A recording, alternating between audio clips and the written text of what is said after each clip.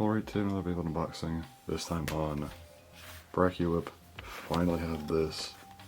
The stock on this has been really bad, but mine finally came in. So let me go ahead and open this up and let's take a look at it. So first up we have the instructions as always. Moving on to the bay, we have the BrachioWhip 570 reused. Pairs with the overblade, I guess, but beyond that, decent color, and that's about it. We do have a new bit here, which is narrow.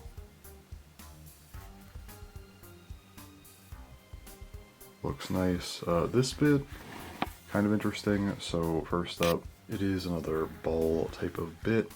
I feel like the shape is a bit awkward on it. I could see this getting destabilized kind of easily, but it does have the whole rush/wedge gear thing going on, where it only has 10 gears, meaning that the chance of it killing its stamina, self-KOing, self-bursting, that kind of thing is much lower. So I could imagine this thing having pretty good stamina overall, but maybe late game stamina might not be as good if I am correct on that. But I imagine it's still going to be a very good bit. So pretty nice overall. Moving on to the blade, we have the assist blade, which is unfortunately reused, and that is Wheel.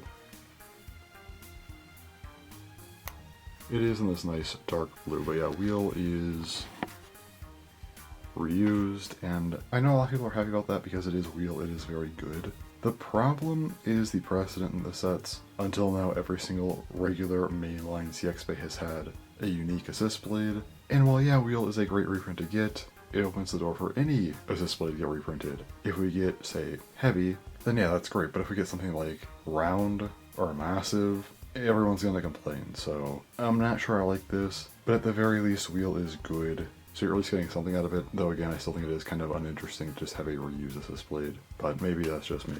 Moving on to the lock chip, we have Brachio. Not my favorite lock chip, but still decent. The overblade is outer. Pretty round, kind of large for an overblade, I feel.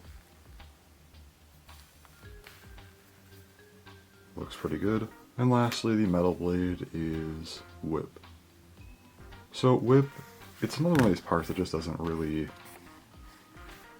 work too well conceptually. The whole thing is basically you have this very round, smooth design going on here, but you have these two parts here which can attack a little bit. You generally don't want this on a stamina blade. Like, even if it's very round, having those attack points is going to cause recoil, meaning that something like this is probably going to be best on some kind of balance setup more likely. Pure stamina doesn't really want this. It's kind of like Phoenix Striker a couple years back. Like, if that was heavier and more viable, it would just, you know, likely be in a balance role, maybe defense at best, because you don't really want extra attack points on a stamina blade. But as is, it kind of just honestly exists. Before I take a look at the full combo, let's go ahead and do the part weights. 570, 6.77, narrow, 1.88, brachio, 1.73, wheel, 7.19, outer, 3.53, and whip, 27.39. The full blade is 39.83 grams, and then the full combo is 48.48 grams, so pretty decent for a CX Bay. Alright, let's go ahead and put this thing together now and take a look at the full bay. First up, we have the blade BrachioWhip Outer Wheel. Pretty solid looking blade, I'd say. Been grabbing the ratchet and bit.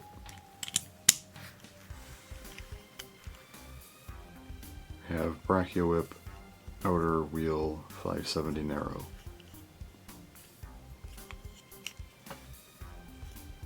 So there's that.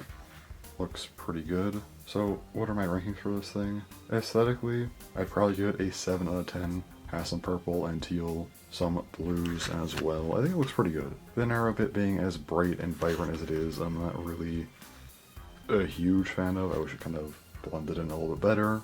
Could still be its own color, that's fine. It just feels a little bit too out of place for me. Beyond that, it's not that crazy of a bay. It's CX Expand, and generally these bays do look pretty good, so I think a 7 is still good and a fair score. Conceptually though, I'm not huge on this bay. Between outer, wheel, and narrow, it is very clearly trying to be a round, high stamina bay, but whip I do think kind of disrupts that. I think those attack points do kind of harm the concept of the bay, and if they want to have like this weird counter stamina idea or whatever, I don't think you'd want to use a 10-gear balance bit and a really round assist blade like wheel, but again, maybe that's just me. I feel like the bay kind of conflicts a little bit, and beyond that, it's just not that interesting. It's not terrible, but conceptually I will give it a 3 out of 10. It's not great, but also not the worst. Also, before I go, I do want to talk about this bay a little bit more because it has been very hard to come by.